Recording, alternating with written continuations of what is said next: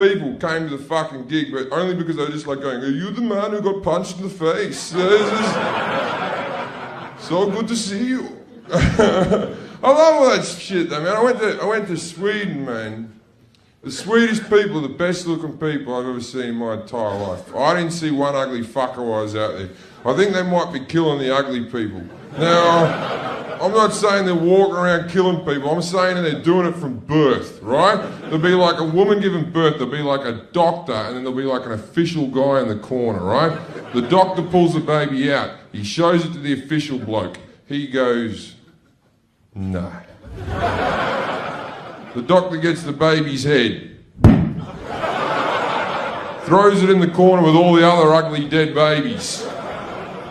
And they're such a rational breed, I don't think the woman would even be upset. I think she'd just be going, "Was it ugly, was it? Thank you for saving me from the shame. It is my own fault, you know, I shouldn't have had sex with a Scottish man."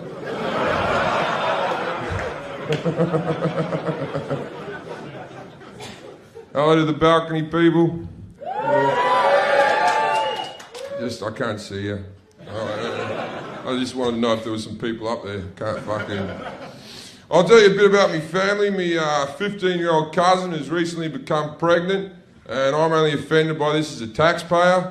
I think if you can't afford it, fucking cut the fucking thing out, but it's not my problem. My auntie has to take care of it, you know. She's gonna fucking keep it. 15, man, she's gonna fucking keep the thing. When I went to a rough school, right? When I was 14, 15, 16, no one was fucking at my school. Nobody, not even the cool kids were fucking, right? We were happy with fingering, right? Bring that back. I could finger a girl in February, that'd keep me going through till fucking August, right? These kids today, they all fuck each other, they all get fucking knocked up, and they get sex education. I never had any sex education, I didn't even have a sister, me, right? These kids get sex education on a Monday or a Wednesday, whenever they have it, they're all fucking each other, they're all getting pregnant. I think too much information. I think we should fuck sex education off completely and just start showing these kids pornography from a very young age. At least that way the boys will know to come on the girls' faces.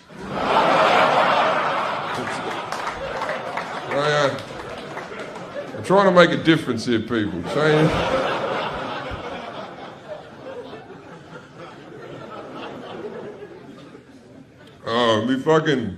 My grandmother died, I think went last July or something like that. She was 92, she was meant to fucking die, you know. I would have been more surprised if she did a motocross rally or something like that. Towards the end, she had like 4 strokes and she had dementia. She was just like a head in a chair, really. And she had dementia, or as I like to call it, honesty. Just old people telling the truth, thinking, I've walked this planet for 92 years, I'm sick of lying to cunts. She's taken my money, that's not my son. And she was meant to die like 2 years ago. She kept on getting strokes. Kept on getting rang up by my mum going, she's got like 2 days to live, right? So she goes, you better ring your grandmother. She's going to die any minute, right? So I ring her up and say, hey, Grandma, how are you? And she goes, not too good. And I went, yeah, I heard that. I hear you're not doing well. Look, Grandma, I'm going to miss you. I love you. I'm sorry you're dying. And she went, oh, I love you too, Jim. And then I cried and I thought, well, that's that. And I put the phone down and I went back to the PlayStation, right? And then like 2 years on, she wasn't dead. What do? Do you call back? What's the protocol? Do you go, good for you, didn't think you fucking had it in you, right? Every time she was going to die as well, because my father lives in fucking Sydney and my grandmother lives in Queensland, and he would go up to bury his mum, but because of her not dying, he'd go up there, and every time he had to take time off work and all that, and every time he'd come back down, I'd ring him up and go, did Grandma die? And he'd go, nah, and I go, well, better luck next time. And she's got like 12 grandkids, and we all got the same inheritance. We all got $100. That's Australian. $100 Australian. That's fucking 38 quid, right? That's not even enough for 2 lap dances, that, right? How is her spirit meant to live on? And those people can fucking hang on forever and ever because they're worried about the afterlife. She wasn't going to fucking die. That's the same reason the old Pope, not the Nazi we got now, the one before that, right? He wouldn't. Remember the one that was curved like a banana, right? He wouldn't die because he was religious and evil. Every time there was like a pedophile in the Catholic Church, he would just move them to a different church so that God's not watching, we're okay. We just now it's all gone a bit weird because I mentioned pedophilia. Don't think that I don't know that pedophilia is a very awkward subject to bring up at a comedy gig at the 5-minute mark of the show. But let's have a go. I've had some personal... I was molested by a scoutmaster when I was young. This is true, he never physically touched me or penetrated me. He used to put me in a corner and masturbate on me, but still, not a great day. And I find pedophilia to be it's a very awkward... In society, if there's certain pedophiles that we condemn, and then there's other pedophiles that when they do it, we don't even notice. We just put it under the carpet and go, oh, don't talk about that. That doesn't... Okay, does everyone know that Elvis Presley was a pedophile? Right? There's no debating this. Elvis Presley had Priscilla Presley move into his house at 14 years of age, whereupon he fucked her, and then married her at 16 or 17 or something like that, right? So Elvis was a pedophile. You happy with that? Right. Charlie Chaplin was a pedophile. He fucked 13-year-olds, 14-year-olds, 15-year-old girls. Yet there's a statue in the middle of Leicester Square of Charlie Chaplin where you can have your photograph taken with the pedophile. But we forgive them because they're the best in their field. There's never going to be another king of rock and roll, and I promise you there will never be a better silent movie star.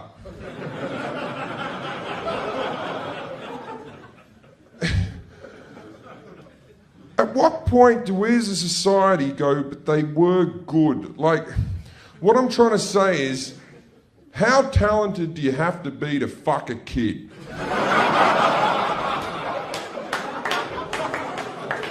Right? Gary Glitter. Dun, dun, dun, dun. Hey, dun, dun, dun. Good song, don't fuck a kid.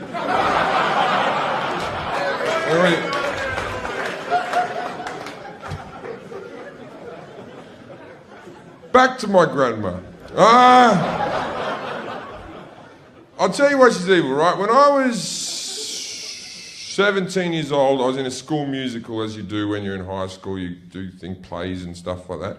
I was in a school musical and I got the lead role. And my grandmother came down from Queensland to come and see the musical and stay with us. And she was staying in my room and I had to kip out in the fucking living room on the couch.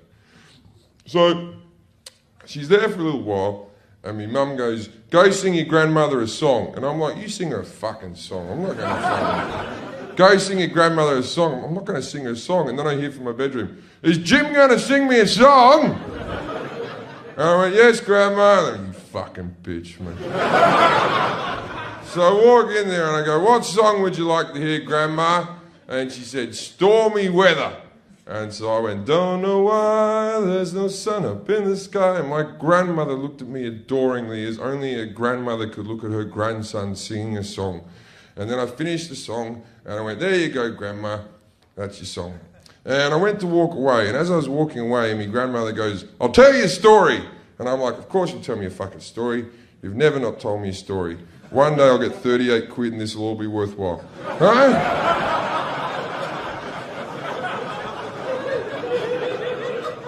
What's your story, Grandma? She goes, I used to live in this town called Gympie, which is a real town in Queensland. And I lived in Gympie, and there was a showroom, and on a Wednesday, they would have local lads who would come and sing in the cabaret bar. And afterwards, there was a singer who sang beautifully, just like you, and afterwards I got talking to him, he asked me to go for a drive in his car, and he drove me out to the coast, and he laid a blanket down, and we made love under the stars. Now she was about 84 at this stage, telling her grandson this. I'm there going, that's a great story, Grandma. And she goes, and then as I was laying there with the moon glistening off my naked body, I looked up at him and I said, sing me a song. And he sang me Stormy Weather. That's why she was looking at me adoringly. She wasn't thinking of her grandson singing a song. She was thinking of Johnny fucking Showtime fucking her on the beach. I'd made this woman wet for the first time in 40 odd years.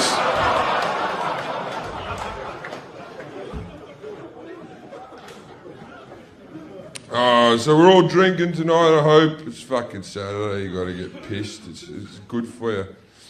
I don't like people who don't drink. I don't trust them. I haven't got friends that don't drink. I would stop being your friend if you stop drinking, because anyone who doesn't drink is a boring cunt, right? If you're a non-drinker, your stories fucking suck. All your stories end the same way with, and then I got home, right? No one gives a shit that you've been promoted at work. No one gives a fuck that your kids don't have bruises. You're a boring dick.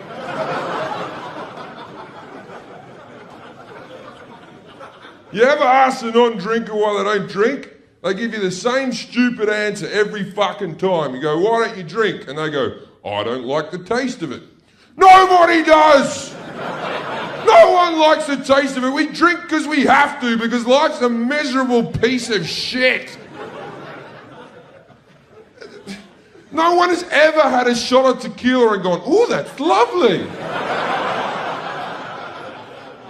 Next time I'll have that instead of dessert. Told you, life's shit, man. It's all over soon enough. My grandmother has said, man, she was worried what was going to happen afterwards, right? As an atheist, I don't give a fuck about dying. I'm looking forward to it, right? I am, because I don't believe in heaven. I don't believe in hell. I'll just rot in the fucking ground, right? I don't even want the option of heaven. I don't want to exist in a conscious state for the rest of eternity, constantly thinking. I don't like thinking as it is. Where's me passport? Can't punch women in the street.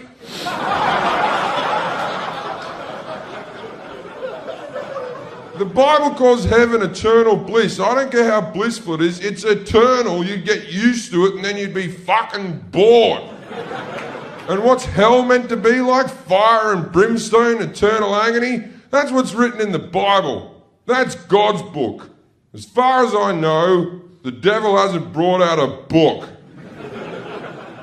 We don't know his side of the argument, right? If you ask me, the devil and God are having an argument, the devil's being a bigger fucking man, because God's just writing shit about him, and the devil's going, I'm not even going to fucking comment, son.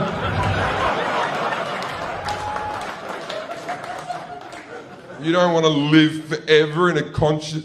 You don't want eternal life. Life is shit.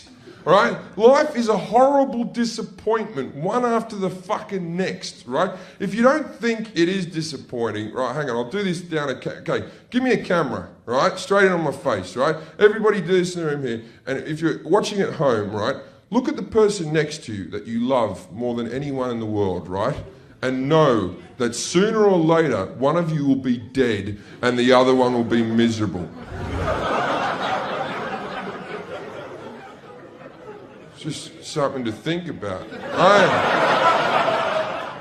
As I told you, like, the only reason you people are here is because you want me to make you laugh for a fucking hour, because you know when you go back to work on Monday, your life's gonna be shit. And then you'll be dead, and what's meant to happen when you die? You go to heaven, you see a big bright light, you walk towards the light. What's at the end of the light? All your dead relatives. Well, whoop-de-fucking-do. You ever spent a weekend at your grandparents' house? It's fucking shit. Be up there for an hour going, wish all me friends would die. You'd be out there meeting everyone. Hello, Nana. Hello, Grandad. Hello, Uncle who used to touch me. How did you get up here? Oh, that's right, you used to work for the church.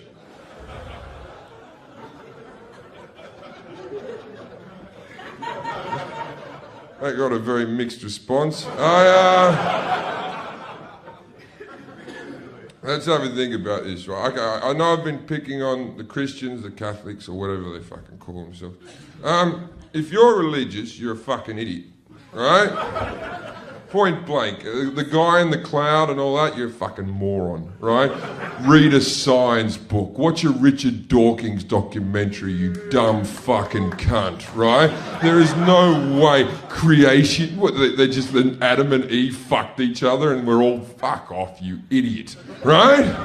There was a big ark with two animals. How the fucking slugs get there in 2 days? How do they get there? They came from the four corners of the earth. These fucking slow-moving animals never would have fucking made it. How are the polar bears mixing up with the fucking gorillas and shit?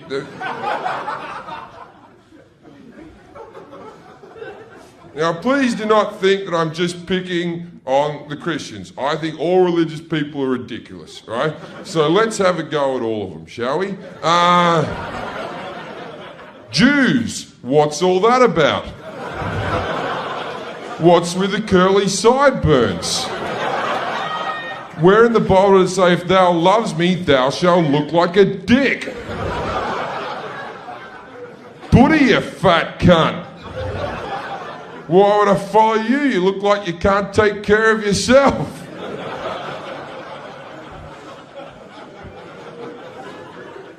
Then there's our Muslim friends. The fucking muzzies are mental. Thank fuck the muzzies don't drink, because they'd be out of control if they fucking did. They just aren't a tolerant bunch, the muzzies. Covering women's faces and cutting clitorises off isn't just a bit of culture, right? It's horrible. It's fucking horrible, right? You can't... The teddy bear. Remember the little teddy bear that was called Muhammad? That lady didn't deserve to be... They wanted to kill her and lash her in a fucking square for calling a teddy bear Muhammad, right? Now, if there's any Muslim fundamentalists in the room, right? You see this microphone? I'm calling it Muhammad, right? And it's fucking gay. It's a gay microphone called Muhammad, and all it wants to do is roll the Quran up and fuck itself up the arse. Now, that joke has limited some of my holiday destinations.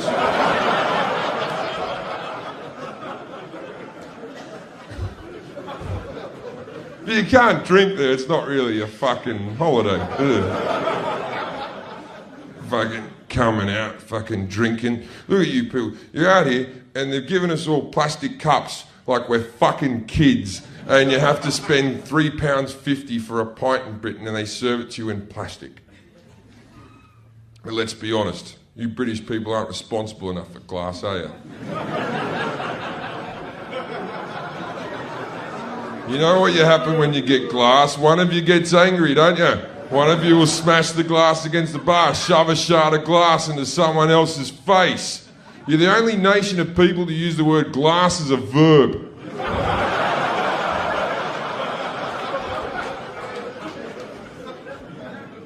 Oh, fuck, you come out, go to a nightclub, you get pissed, you go to the toilet, go to wash your hands, but you're not allowed to wash your hands. Why not? Because there's a fucking toilet attendant there. A guy with a metal tray with a whole lot of pound coins on him, a few bits of fucking perfume, a couple of chopper chomps and a bit of chewing gum. And he's ready with a soap. I fucking hate those cunts. I'm not going to give you a pound, mate. I've washed me hands before. I'm fucking good at it, right? It's one of my skills. I'm not the most hygienic guy in the world anyway. I was just sniffing coke off a toilet seat, for fuck's sake. You ever walked out of there and not washed your hands? They look at you like you're scum. I'm scum. You work in a fucking toilet, mate.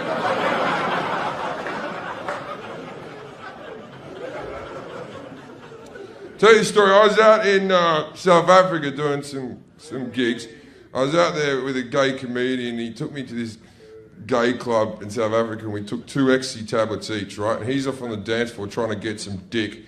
And I'm sitting at the end of the bar chatting to a couple of lads I've never met before, and one of them goes, "You're wasted, aren't you?" And I went, "Yep." And he goes, "Do you want to come to the bathroom with me?" Now, as a drug taker, I think he's offering me a line of coke. So I went, "Would I?"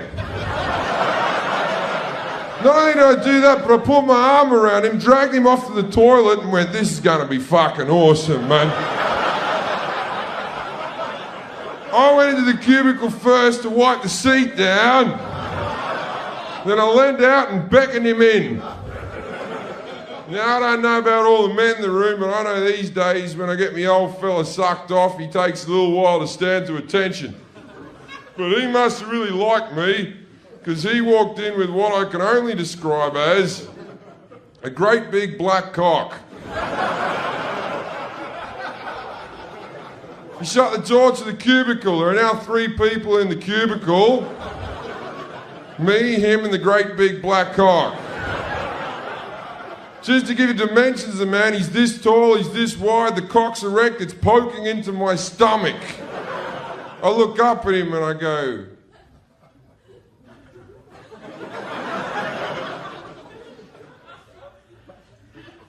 "I thought we were going to do some coke." And he went, "Do you want some coke first?"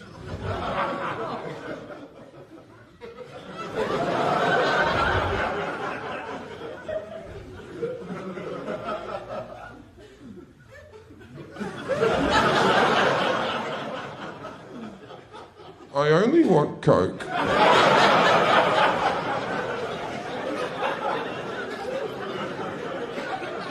But I can see how with your accent you may have mistaken that for cock. Now, I'd like to say that something funny happened after that.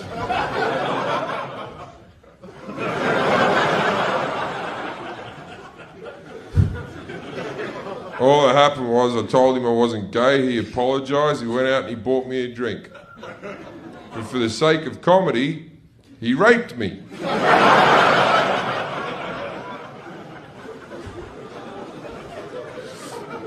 Now, I'm going to talk to you a bit about me dad. Me dad's a weird cat, right? Good guy, but he's not a cat. My parents made me get a job when I was like fucking 12 doing a paper round because there was no mines in Sydney. And I had to go around the suburbs and deliver papers, and at the end of the day I had to go to the news agency and empty all the bins out the back of the news agency into a big metal skip, and it was a fucking cunt of a job. But the only good thing about it was, at the end of the month, they used to throw away all the magazines I hadn't sold. So there was mountains of porn, right? So I would collect these porn mags up, fill me backpack up with them, go home, take the porn mags to school, sell them off for $5 a magazine. I was making more out of my porn empire than I ever did out of the paper round, right? Now, I had a drawer under me bed that was 4 foot by 2 foot, which I packed full of porn. One day I come home, my room's been cleaned, it's fucking spotless, right? First thing I do is I run to the porn drawer, right? I open it up, empty, right? Go out to the living room. Now my mum's out there sitting in a chair. Now, did anyone have a parent that had their own chair? They were the cunty parent. They were never the nice parent, right? If you're a parent out there and you have your own chair, you're a fucking Nazi dick, right? Stop being such a fascist. Sit somewhere else. You don't control the world. So my mum looks at me and she goes, "I cleaned your room." And I went, yeah, thanks for that, Mum. But then she never mentioned anything, right? A week later, I'm out in my dad's shed and I'm hammering a nail into the bench, right? For no apparent reason, but he's a carpenter, right? If you put a nail into the bench, if he puts a table up there or something, that'll fuck the finish, right? Just being a dick. Under the bench, I saw all me porn magazines, but they were all like wet and bent and had lettuce leaves on them and stuff like that, right? What's happened is my mum's cleaned my room out. She's thrown all the porn mags out in the wheelie bin. My dad has to take the wheelie bin to the end of the drive on a fucking Wednesday. He's opened it up and gone, oh, hello, collected them all up. He's gone off to his shed and wanked himself stupid. So I thought, fuck that old cunt. So I collect them all back. Take them back to the drawer where they belong. Circle of life continues. Now, a few days later, I'm out in the living room, and my old man walks out and goes, you been out in my shed? And I went, yeah. You're not allowed those magazines.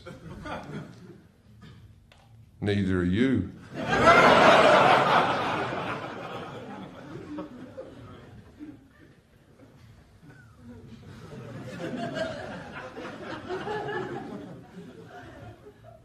Can I have 4?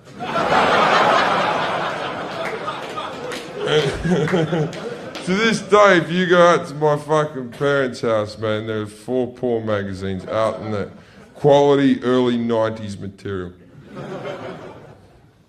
My fucking, I'll tell you, this is a good story. When I was at the Edinburgh Festival, not this festival, the festival before, I was having a wank and I felt like a lumpy, fleshy thing on my cock that wasn't a wart or a cyst or anything I'd had previously. And I went to the doctor and the doctor looked at it and sort of went, another doctor and the 2 of them looked at it and just, I don't fucking have any idea what that is. So they sent me off to a specialist. The specialist puts my genitals into like a clamping machine. And it turns out that I have a tumour growing on the side of my penis. Now, I go to the doctor. Do many people die from this? And he's like, nah, most people detect it pretty quick. They don't leave it to chance. And now, as I said, no one dies from this. It's very rare. And I'm not famous, but I'm on telly a bit. I might be the most famous person ever to have this condition, which means I'll have to become a spokesperson. And I'll be doing adverts going, hi, I'm Jim Jefferies. I'm a comedian. But you know what's not a laughing matter? Dick cancer. Do you know that 2 people die from dick cancer a year? This must be stopped. There are many ways to detect dick cancer. Wanking. That's it, really. Please buy a ribbon.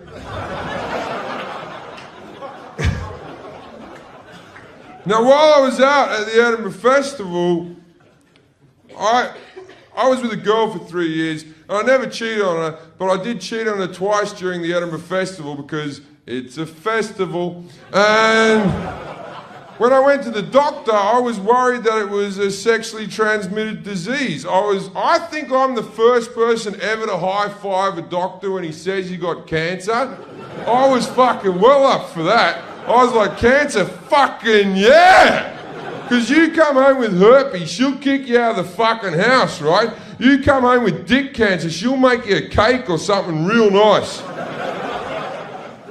And God bless her, I loved her to bits, but we're broken up now. I can say that she wasn't bright, she was a thick girl. She would not have sex with me until the tumour was removed because she was worried it was contagious.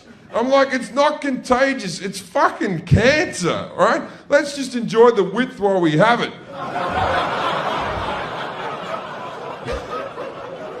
You girls know I'm right. You haven't had sex till you've had tumour sex. I said, it's not contagious. It's not like we got it from a tit wank from Kylie Minogue.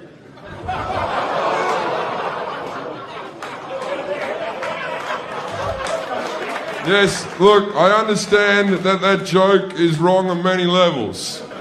The main level being that Kylie's tits aren't big enough for a tit wank.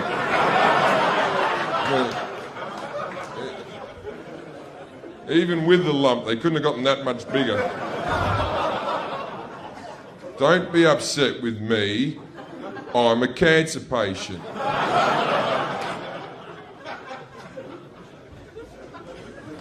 So anyway, I go into the surgery to get it taken out. They lay me down on the table. They put like a metal frame up with a curtain. And the doctor puts a needle into my dick. And there's a nurse, and her sole job is to take all the blood away from the sliced up cock. And there's another nurse, and her sole job is to hold my hand whilst my cock is being sliced up and to distract me from the mutilation. And she's holding my hand and she looks at me and she goes, "So, I hear you're a comedian." And I went, "Yeah, I'm a comedian. Why don't you tell us all a joke?"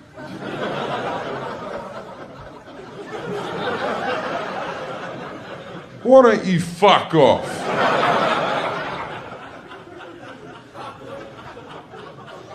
And then they put like 6 stitches into my cock. Like these aren't like the big ones they use like on your head or your arm. These are like tiny, fine, small ones that they use like on babies' arms. And the doctor tells me not to get an erection for 3 weeks. I was fucking moody. I wasn't a good kind of be around, man. The end of the 3 weeks, I was ready for my comeback wank. I hadn't even touched my cock. I tried not to think about my cock. My balls had never been so full in my entire life. In fact, the stitches dissolved, and I told my girlfriend they were still not dissolved so I could have a wank before I fucked her. I put some porn on and I got some lube, right? Now, ordinarily, I'm not that fancy. I'm more of a dry hand sort of guy. But I thought, it's been a while, Jim. Treat yourself. So,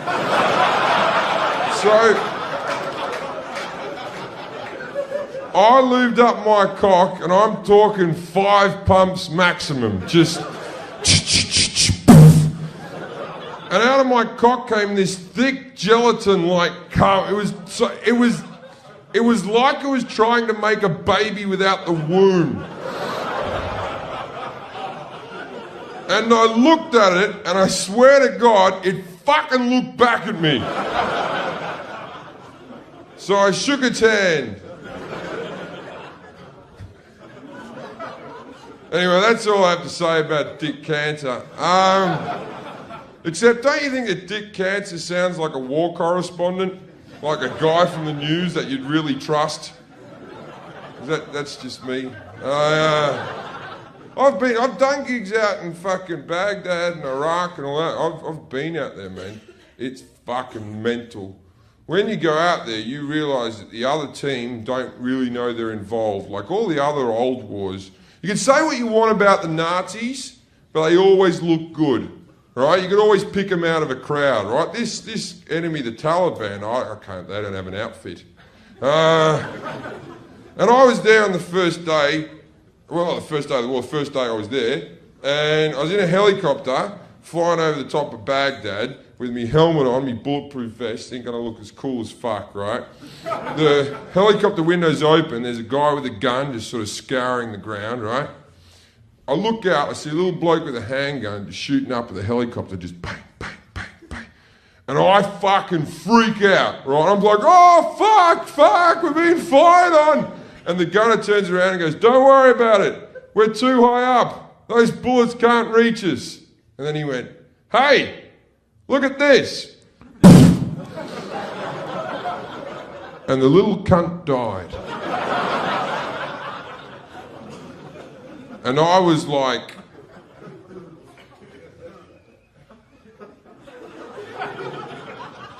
I was just saying.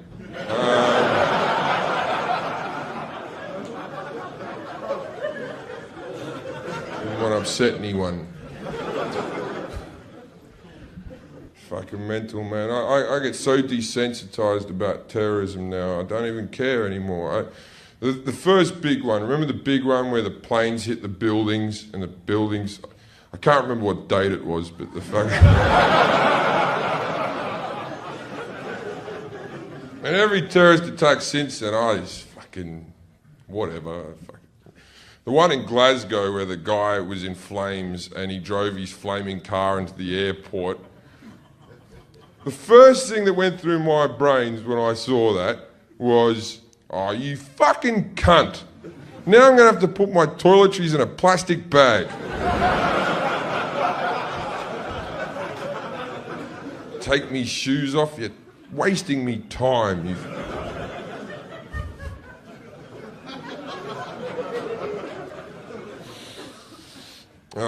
Fuck. My brother's a mental case. He's been mental my whole childhood. He can't help himself.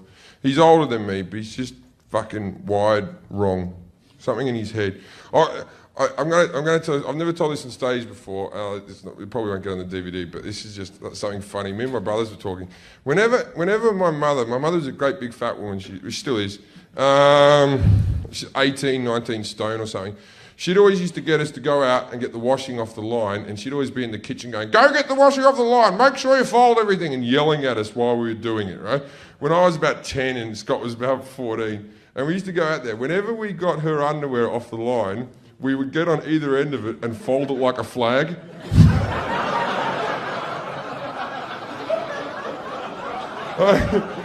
If that's not funny, nothing is.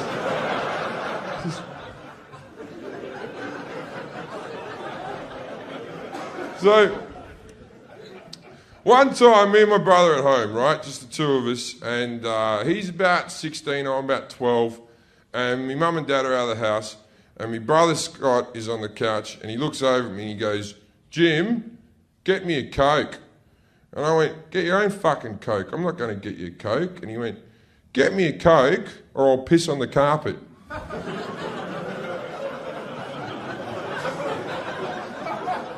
Piss on the carpet, you mad cunt. I'm not going to get you a fucking Coke. Get me a Coke or I'll piss on the carpet. I'm not going to get you a Coke. So my brother stood up, walked to the middle of the living room, which is a longer distance than getting himself a fucking Coke, pulled out his cock, started pissing on the carpet. He's looking at me going, you really should have got me a Coke. Why wouldn't you get me a Coke?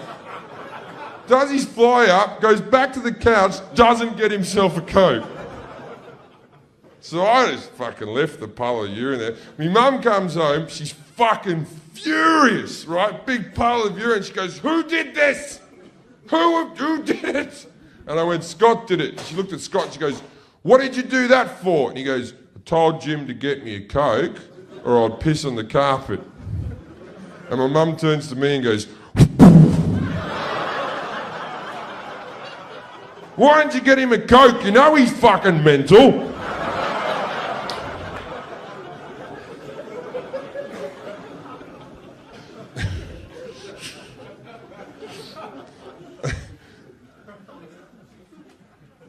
I'll tell you another brother story. This one's a bit sad. I don't know. When me and my brother were young, my dad was doing that thing where, you know, when you were being taken to the dump yard, the tip or something like that, when you were a little kid, that was better than going to a football match. That was just like the best day ever. Because you never knew what you were going to find at the junkyard, did you? You'd just be there, standing on the pile of shit, going, Dad, you have to see this. We got to take it with us. It's a fridge. It's only missing a door. So we're loading up all this stuff from out of the garage, emptying old boxes and whatnot. My brother, I don't know, I'm about 9. No, I'm about 5. My brother's about 9. My brother pulls a vibrator out of a box just like this. And my dad does that fucking dad when they're nervous walk where he goes, hey, what you got there? Right? And then Dad goes, oh, I'll take that off you. Now, as soon as we see that little walk, we know that's something fucking important. And we're just going, Dad, what is that? I have to fucking know what that is. I have to know. That is, what is it, Dad? And Dad sees his two sons and he sort of smiles wryly to himself and goes, it's a massager. My dad turns it on and goes,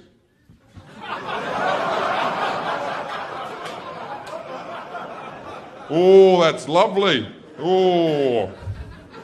And he goes, well, turn that off. We'll put that back in the box. We'll put that box way back up here. Won't look at that again. Okay, about a few days later, my brother comes into my bedroom and goes, Jim, garage. And we go to the garage and then we pile all these boxes up. We get the vibrator out. It's about 40 degrees heat. And my brother looks at me and he goes, now you massage my back and I'll massage your back. Now this is a standard old brother trick. Older brothers do this. You push me on the swings, I'll push you on the swings. And what happens is you push them on the swings for like 10 minutes and then they push you for like a minute, tell you it was 10 minutes and that you're retarded and you can't read the time. So we both take our shirts off. Now we're just in our underwear, in the garage, in the dark, with a vibrator. And then I start massaging my brother's back, just.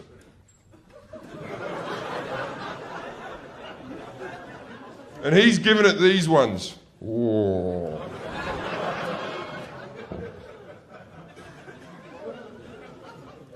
And then it's my turn. I get in front. My brother holds the vibrator up.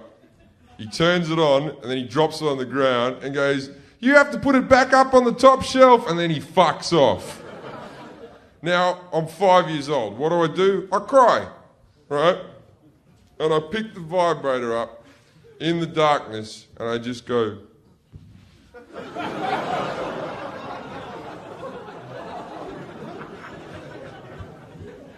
That's when my dad comes in. To see his 5-year-old son massaging his back with a vibrator. And I'm crying. And he comes up and he goes, has Scotty fucked you over again, mate? And I went, yeah. He goes, give it here. And he holds it up and he goes, now you see this? You're not to play with this. This is Dad's. Now that sentence has haunted me. Not that this is Mum and Dad's. This is Dad's. That raises questions I never want answered. Such questions as, why the fuck was it in the garage? Why did my dad's mates never come into the house?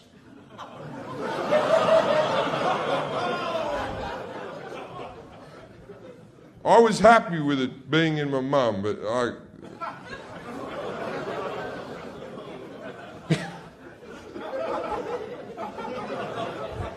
it's more disturbing, that story, than you know. A lot of people find me offensive. And the reason for that is there's a lot of spastics out there. Do you want to know who finds that word offensive? Not the spastics, the people who know spastics, people who are friends with spastics. If you're such a good fucking friend, why don't you bring them out tonight, you fucking cunts? Furthermore, a few years ago, I did 3 gigs for Scope. They rang me up and said, Jim, we'd like you to do our benefits. And I said, are you sure you want me? And they said, you're the only comedian who's ever made jokes about us whilst we're in the room. So anyone who's offended, you can go get fucked. I'm spaz approved. In fact, in their review, they gave me 4 oohs, which...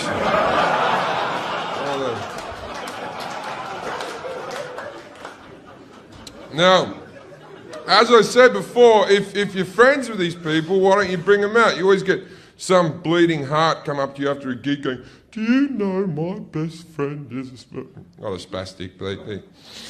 And then you're like, well, where the fuck are they, you bitch? Fucking... I used to work as a disabled carer before I was a comedian. And it was a good job. You felt good about yourself at the end of the day. And I saw some heartwarming things there, man. I saw some fucking miserable things, but I saw some things that made me feel good, man. I got fired for racing them. It sounds a lot worse than it is, right? You say racing retards, that's offensive, right? Call it Paralympics, goodwill. And so, anyway, I'm going to tell you a good story that came from there. Something nice, right? I think this story is inspiring. You might agree with me, but I took these two lads down to the beach with cerebral palsy, right? Not with the power of. It's not like they're magical. You assume they'd have some. The only real magical disabilities are dwarfs. Midgets aren't magical. They're just freakish little people. Don't worry about that joke. It goes over the midgets' heads. Doesn't go over the dwarfs' heads. People underestimate how big their foreheads are and just smacks them in the 14th wrinkle.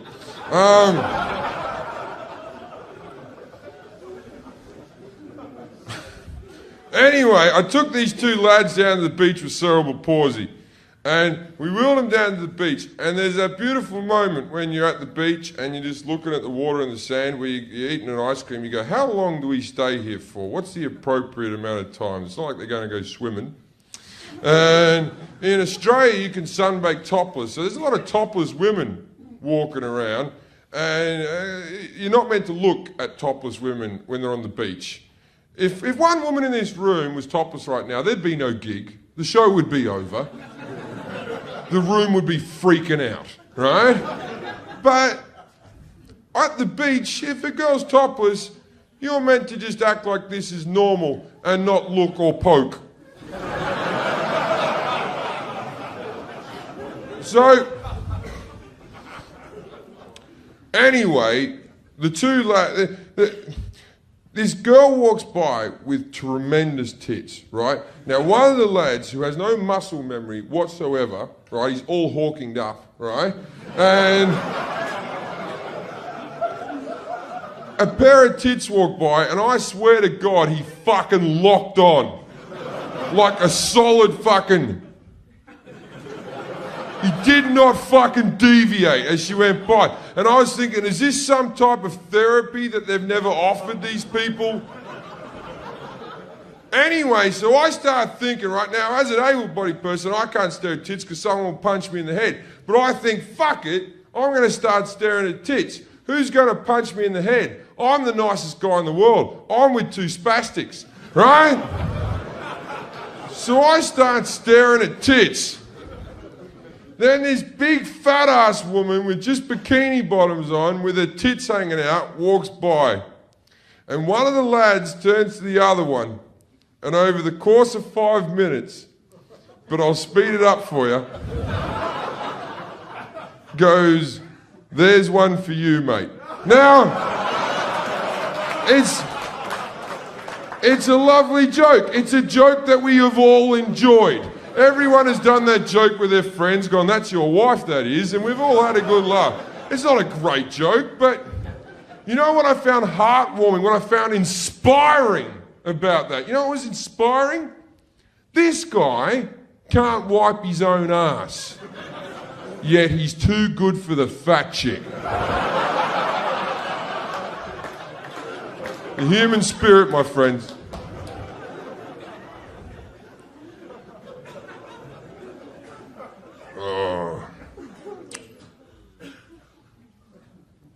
Now, who's watched me getting punched in the head on the internet? It's a lot of fun. I will now endeavour to tell you the actual story of why this happened. A lot of people have written to me and asked if it really did happen and if it was fake. It was completely real. What happened was I was in a comedy club, the Manchester Comedy Store. It's about 450 people here. There was a woman up on the balcony that kept on heckling and heckling and heckling. And I put it down, and then eventually I went, I'm going to leave you alone now, like your dad did, right? And then I went, it's a shame your grandfather never did. I know, funny, right? Anyway, there was a guy on this side of the room who I assume had some issues with his grandfather. And he took some umbrage on what I said and decided he was going to punch me in the head.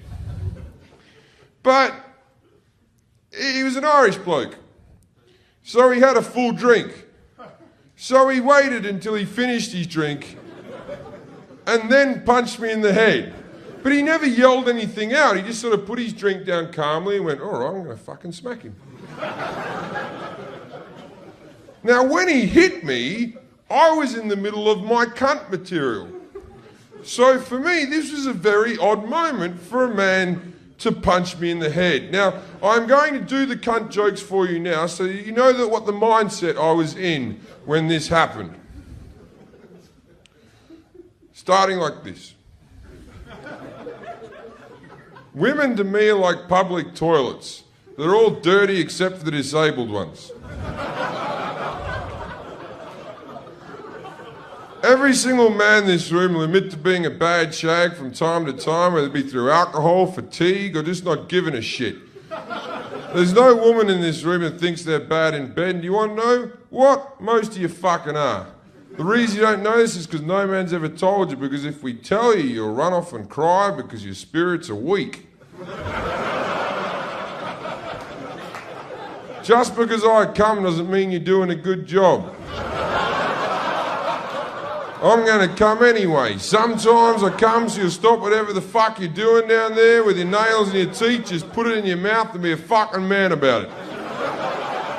I've been down on women, I made them come, and you get that one woman, she's not coming, she looks at you like it's your fault. It's not my fault, your cunt's broken. When I was at university, I fucked a chick and all of her friends walked past me and did that. And women think that's the funniest joke in the world. Well, that's not funny, that's hurtful. Next time you think about doing that, imagine you fuck a guy and all of his mates walk past you and go,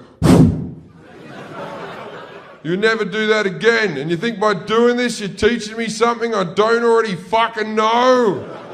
I'm well aware I've got a small dick, I've measured it. I know how big my dick is to the millimetre. But does any woman in this room truly know the size of their cunt? None of you, and none of you will ever know for sure because no man's going to tell you because we're good people. I know what you're thinking, he's not talking about my cunt because it gets a bit sore during sex. That means fuck all. I've been down a woman for 20 minutes, it's wide open, it's flowing like the Murray River. I put the tip of my cock in, they go gentle, gentle, gentle. I could shove my fucking head in that.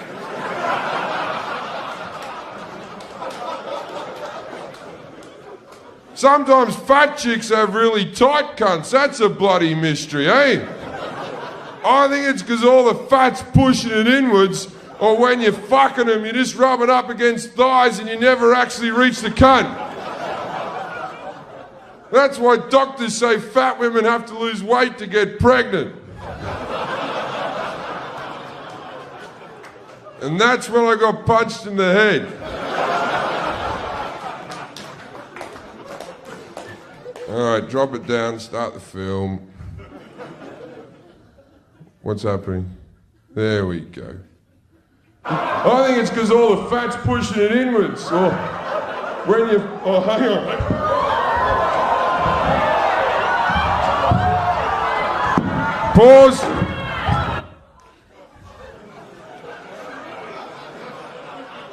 Now, as you may have already realised, I'm a great fighter. You may not have seen the subtleties of what went on there. First punch, I blocked with my face. Then I went into my crouching ninja position. allowing him to punch me in the back of the head, which is the hardest part of the human body, hurting his hand. Now, let's tell about all the characters that are on stage at the moment. The man on the ground bent over, that's me. I'm cowering. The one standing over me is the man hitting me. The other man, he isn't security. He's a punter, just like you people who came to my aid. And I will love this man to the day I die, but not because he helped me, because if you look in his hand, he's still carrying his pint. He, at no stage, thought that he couldn't have a fight and drink.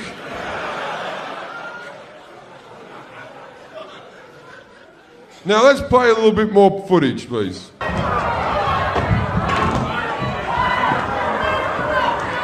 Stop! We have some new characters. I have already left this scene.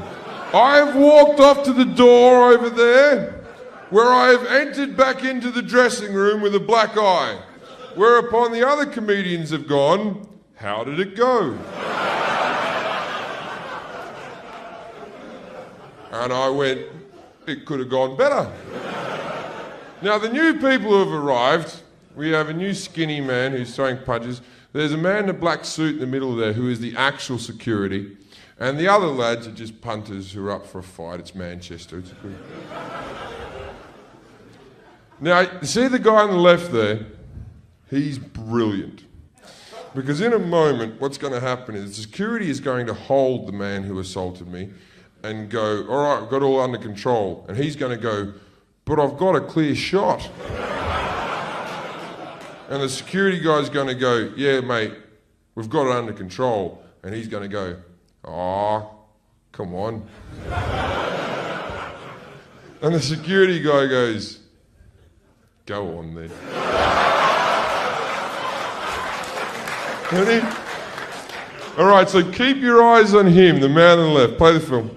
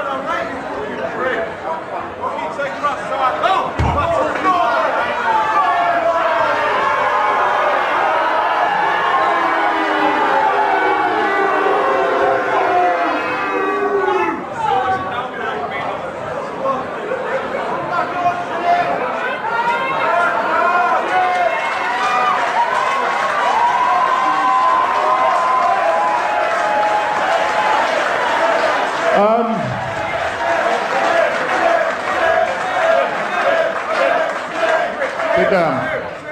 I think, ladies and gentlemen, hang on. I think, all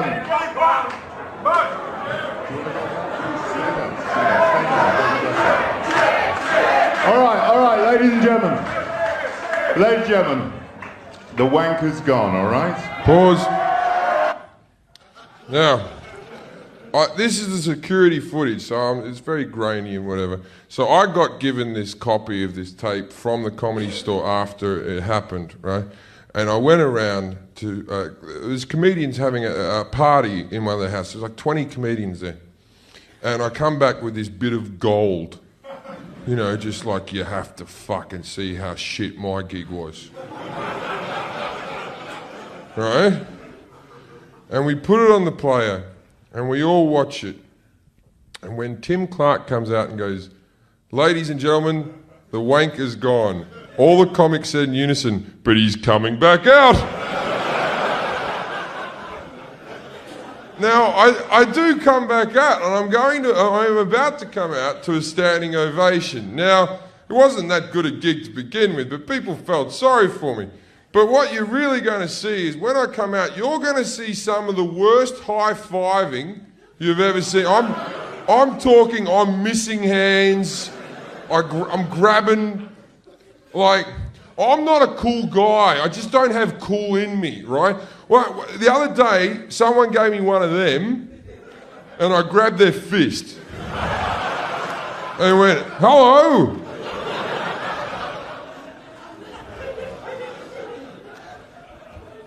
You'll know what I'm talking about in a second. Play the tape. All right. That's not going to help, really. All right. But Jim's going to come back and finish his set for you.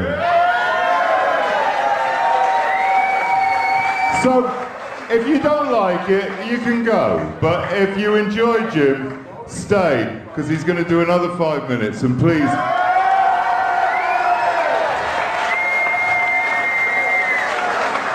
Ladies and gentlemen, to finish off, welcome back, Jim Jefferies.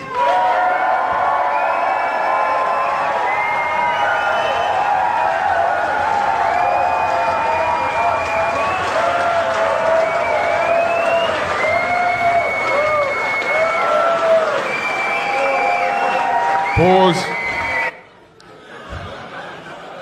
It's a weird thing. I can watch me getting punched in the head over and over and over again, and I'm completely fine with it. But this?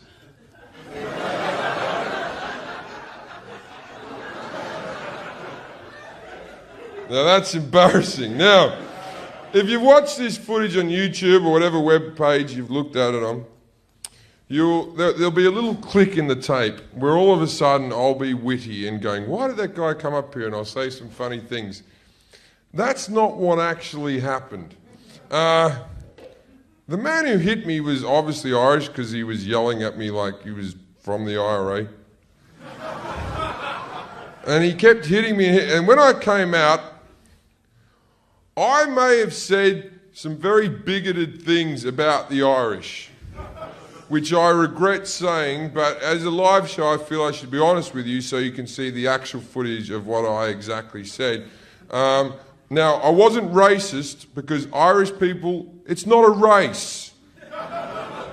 Get over it. I was just being a bigoted cunt.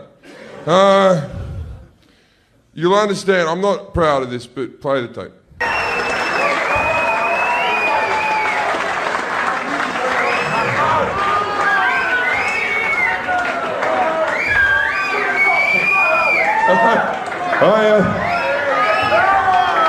Fucking Irish people, eh? Irish people think they have the best fucking sense of humour in the fucking world. They think they're so fucking delightful, don't they? Look at me, I'm dancing just with me legs. It's a heap of fucking shit, you paddy cunt. You go over there, it's have a drink, have a drink, have a drink, you're in Ireland. We all fucking drink in Ireland. Have a drink, have a drink, have a drink, have a drink. Just drive the bus, you fat prick.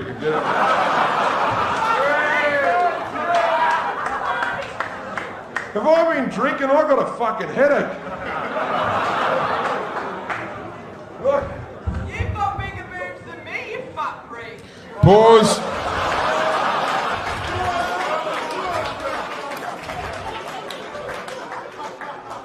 We may have edited that bit out as well.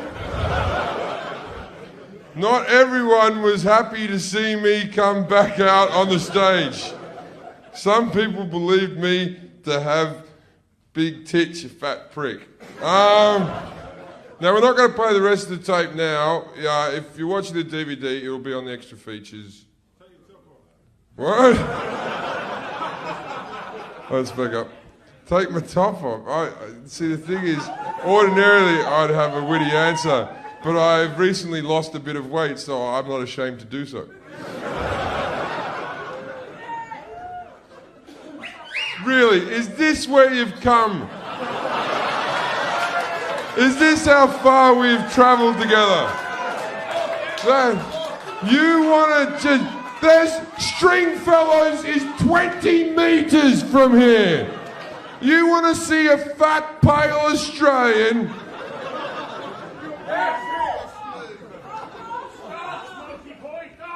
Well, who am I to tell you you can't?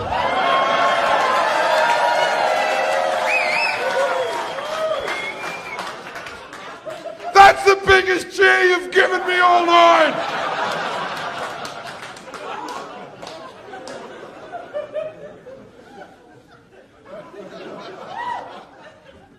I have played with my father's vibrator. I have sucked a black cock in a toilet. I have been molested for you people. And all you want is my skin.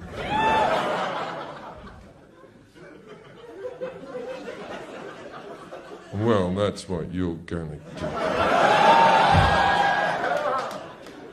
This is weird, okay. We're wrapping up right now. We're going to be out of here in a second. Last night, on a Friday, the room was all men. It was a great crowd last night. You've been good, but they were fucking good. Right? And it was all men, angry young men, and it was like fucking testosterone city. And now it's couples night. It's Saturday. On Friday, you go out with the guys from work. On Saturday, you take your bird out, right? Obviously, she gets to choose the movie next time. I don't imagine that I'm the bird's choice and there's some guy going, go see Jim Jefferies say cunt.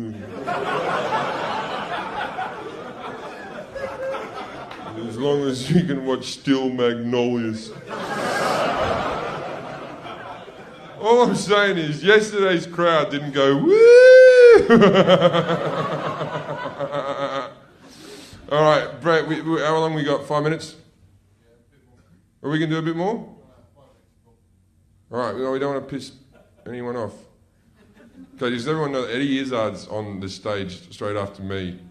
So we can get into a bit of trouble if we run over because I don't want to have the fuck beaten out of me by a 50-year-old man in a dress.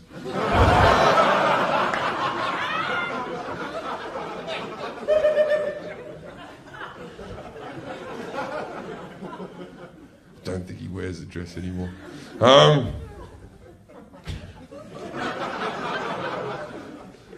I'm going to see him in the stairs going up. He's probably staying there. I'm going to go, a bit of a laugh.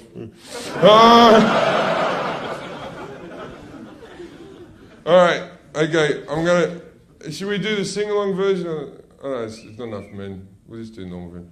Okay, I've got to get this on tape, and you've probably all seen it a billion times, but I've got to do the egg story, all right? Okay.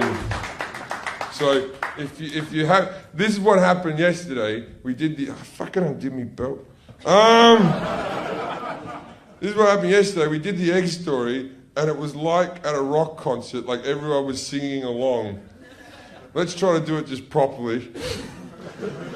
If you know the punchlines, please do not yell them out in unison, but if you really want to, okay. Right? A couple of years ago, I was performing in the Amsterdam Hilton. Now, in the basement of the Amsterdam Hilton, they have a comedy club, and I was there for 2 weeks. I had 2 days off in my 2 weeks, and I found on the outskirts of Amsterdam, there's a great big place called the Porn Warehouse, which is like a great big Asda. So on my day off, I thought, fuck Anne Frank's place, and I went out to the Porn Warehouse. Now, when I go shopping in Asda, I take a little plastic basket with me. Porn Warehouse took a trolley. It still had the kids' seat, which I thought was weird.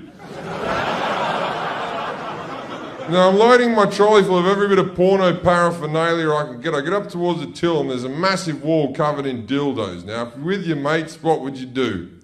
Sword fight. But I was by myself, so the most I could muster is like a scene from Star Wars with a thing. Anyway, there's a smaller wall, but just as impressive, covered in rubber vibrating vaginas. Now, whenever you're with your mates and you see one of those, you go, who the fuck would use one of those, eh? But there's always a bit of your brain that goes, wouldn't mind trying that just once. So I got myself the Jenna Jamison rubber vibrating vagina. On the side of the box it said, vibrate so as to give realistic sensation. Realistic if you're fucking a chick with Parkinson's, but not realistic Now, I've gone back to my hotel and decided if I'm going to have this wank, it's going to be the wank. It's going to be the wank that when I've got dementia, I'll be sitting in a nursing home going, "I fucked the rubber cunt! I fucked it!" So I put all my porn mags down one side of the bed, I put porn on the telly, I got the rubber cunt out, I had a vibe. I put...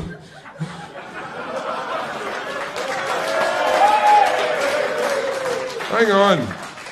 I'm gonna fuck it. Put the vibrating egg in the end with the cord and remote control, turned it on, I'm fucking it. Now it felt pretty good, but I couldn't enjoy myself because the only thought going through my head was, if you die right now, this is how they're gonna tell your mum they found you. Now as I'm fucking it, I don't have a big cock or nothing. I think the rubber cunt was faulty, right? But as I'm fucking it, the latex on the top just sort of tears and the egg falls out the end. And I'm pretty upset because it's not like I can take it back to the shop, slap it on the counter and go, "Look at that. I bought that an hour ago. Went home and fucked it. Now that cunt's broken." Now, I still had a lot of lube, I still had a lot of porn, I still had a vibrating egg. So I did what anyone in this room would do. I lubed that egg up and shoved it up my ass. It's now sitting up against a gland called the prostate gland, the male G-spot. It felt terrific. It felt so good that I was thinking, I'm going to shove other things up my ass once I get back up to England.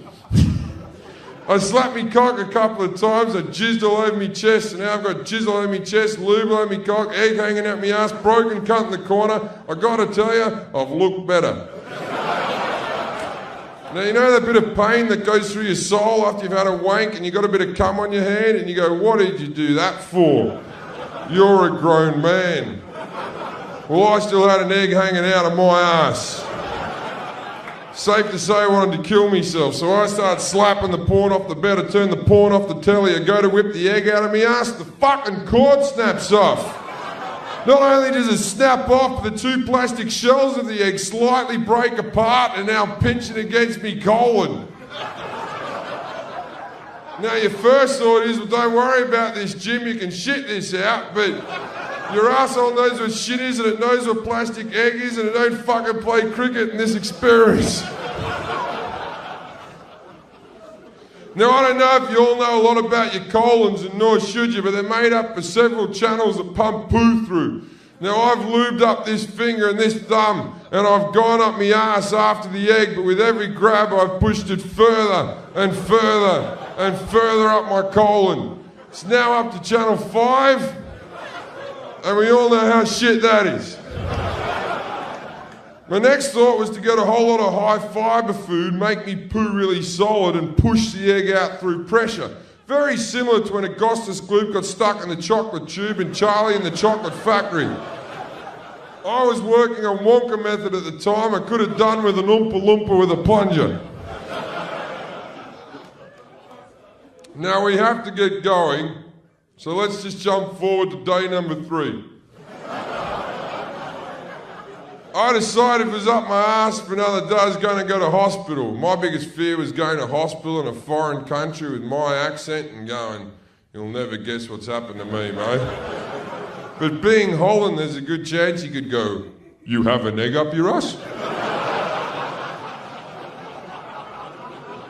Go join the queue with the other Australians. On day number 3, I had a Chinese dinner, and I'd kept me chopsticks. Now I've gone back to the hotel, I've bent over, and this moment I thought to myself, you probably should have gone to the Anne Frank Museum. I put one chopstick on top of the egg in a crowbarring fashion. The other chopstick I used to widen the hole. In one motion, I snapped this egg out of my ass, followed by 2 feet of shit. It was at this moment I thought to myself, should have done that in the bathroom.